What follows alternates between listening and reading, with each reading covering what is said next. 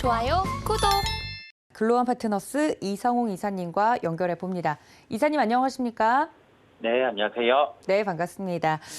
자, 지금 첫 번째 이슈로 좀 들어가 보자면 미국 시장에서 중간 선거가 한창입니다. 관련돼서 변동성이 장중에도 컸는데 이 안에서 체크 포인트 짚어주신다고요? 네, 지금 중간 선거 이벤트 안에서 미국 시장 같은 경우는 반응이 제약바이오 업종 강세가 두드러지고 있습니다. 이러한 시장 현상이 나타나는 이유는 우리가 좀 공화당의 우세가 점쳐지는 가운데 지금 실제 여론조사 같은 경우도 공화당이 소폭이나마 좀 우세를 나타내는 걸로 지금 확인이 되고 있습니다. 그러면서 미국 시장 같은 경우는 장중에 변동성이 확대되기는 했는데 이 부분은 비트코인의 변동성에 영향이 있었고요.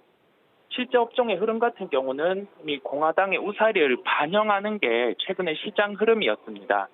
신재생에너지 쪽보다는 좀 화석연료 쪽, 대표적으로 에너지 업종의 주가가 강세를 나타내는 점 우리가 확인을 할 수 있었고, 이 에너지주 같은 경우는 전일은 주가 같은 경우가 조정이 나타났어요. 천연가스 또한 조정이 나타나면서 어제는 제약바이오 업종만 강세를 나타냈고, 이게 좀 중소형 제약바이오보다는 아주 시가총액이 큰 쪽 제약바이오가 강세를 나타내는 걸 우리가 확인을 할 수 있었습니다. 대표적으로 머크라든지 일라일리, 암젠 이런 종목들이 강세를 나타냈고, 특이한 사항은 그 로키드 마틴이라는 방산업 같은 경우도 5년의 신고가를 나타내는 모습이었습니다. 시장 흐름 같은 경우는 지금 공화당의 강세를 반영을 하고 있고, 민주당 같은 경우는 대표적으로 인플레이션 법안, 2차 전지와 관련된 부분, 그다음에 신재생에너지와 관련된 부분인데, 여기에서 시장이 지금 공화당의 득세를 반영을 한 상황이고, 여기에서 실제 이 부분이 확정이 된다고 하면은 그 신재생에너지 업종 같은 경우는 우리나라 시장 안에서도 조정이 한번 추가로 나타날 수 있어요. 그러면 이 구간을 그 매도보다는 이제 매수 대응의 구간으로 삼는 게 낫다고 보이고, 이게 왜냐면 좀 실적이 꺾이지 않았고, 여기에 대해서 좀 실제 공화당이 득세를 하더라도 한 2, 3년간 같은 경우는 이 법안 같은 경우가 지속될 가능성이 높기 때문에 우리가 실제 중간선거 결과가 나오고 민주당과 관련된 업종이 조정이 나올 때는 여러 종목을 사는 게 아니라 일등주 쪽으로 매수 대응을 하는 게 낫다는 결론이겠습니다. 중간 선거 결과를 이게 좀 보면서 이 내용이 나오는 걸 보면서 섹터별로 좀 집중을 해야 된다 이야기를 해드렸는데, 그렇다면 오늘 뽑아주신 특징적인 종목은 어떤 종목일까요? 네, 종목은 하나솔루션을 말씀드리겠습니다. 서두에 언급드린 것처럼 시장은 중간선거 공화당 우세를 반영을 하고 있는 상황입니다. 실제로 이제 공화당 같은 경우 상하원의 득세를 가정해 봤을 때 우리나라 그 신재생과 관련된 부분, 특히 태양광과 관련된 종목들 같은 경우가 미리 한 차례 조정이 나왔어요. 전일 같은 경우도 조정이 나오다가 장 막판에 시장 같은 경우가 강세를 나타내면서 수급이 일부 유입되기는 했습니다. 이러한 경우에 좀 추격해서 매수를 하기보다는 우리가 박스권 하단 정도의 가격을 정해놓고 주가 조정이 가능하다는 점을 열어서 접근을 할 필요가 있겠고요. 가격 접근은 45,400원대 접근 가능하다는 결론입니다. 네, 한 차례 조정이 좀 나왔었던 태양광, 그 안에서도 한화솔루션 오늘의 특징적인 종목으로 말씀을 해드렸습니다. 45,400원대 접근이 가능하다는 점도 알려드렸으니까 챙겨가 주시면 좋을 것 같고요.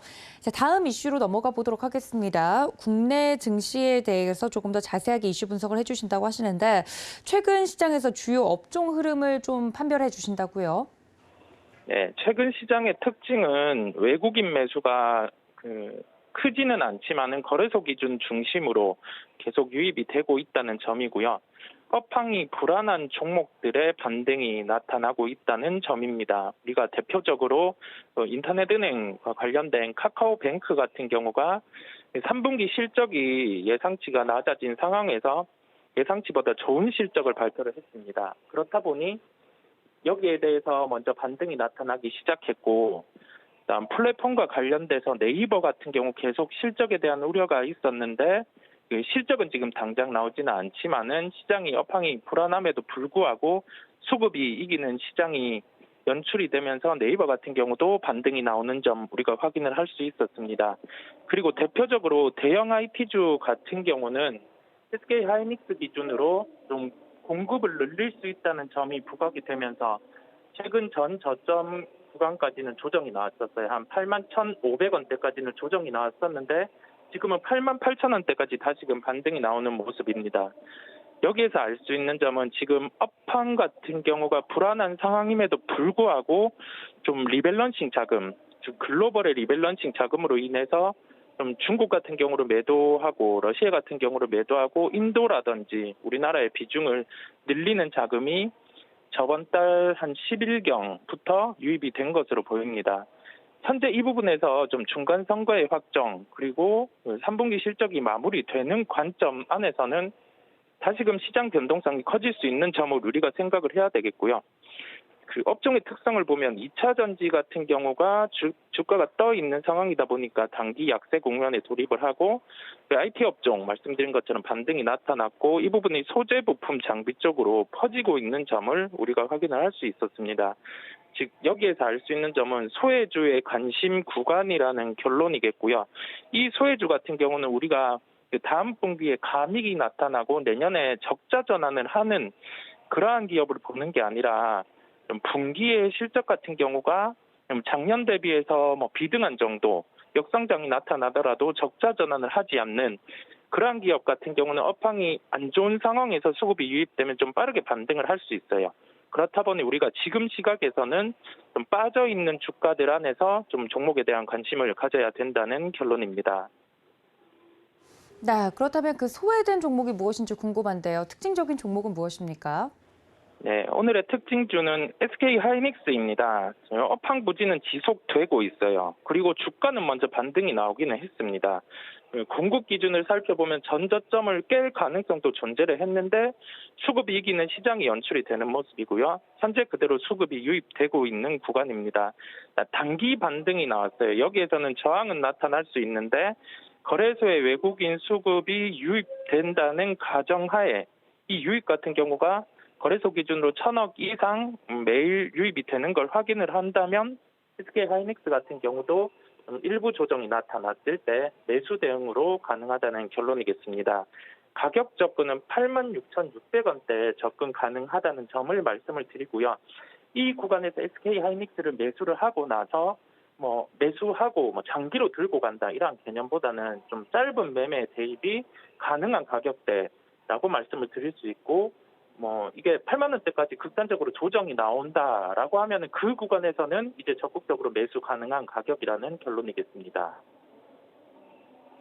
네, 오늘 SK 하이닉스 특징적인 종목으로까지 만나봤습니다. 자, 그렇다면 이사님 오늘 장 작전은 저희 어떻게 세워볼까요? 네, 오늘 중간 선거의 결과가 우리나라 장중에 나올 것 같아요. 장중 정도에 나오는데 여기에 대해서 이제 결과가 나오고 종목들 같은 경우 신재생 쪽은 한 번 더 변동성이 커질 수 있습니다. 하지만 그 구간에서는 좀 매수 대응을 할 필요가 있다는 점을 한 번 더 강조를 드리겠고요. 다만 주식을 공격적으로 늘리기에도 또 부담인 게 CPI 발표가 이제 또 기다리고 있습니다. 그런 변수 같은 경우는 우리가 좀 보수적인 대응이 계속 필요한 구간이기 때문에 그 점을 염두에 두고 충분히 주식 같은 경우는 늘릴 수 있는 기회를 또 줄 것 같아요. 그렇다 보니 오늘 같은 경우는 하나의 이벤트의 대응으로 삼고 시장을 대하도록 하겠습니다. 좋아요, 구독!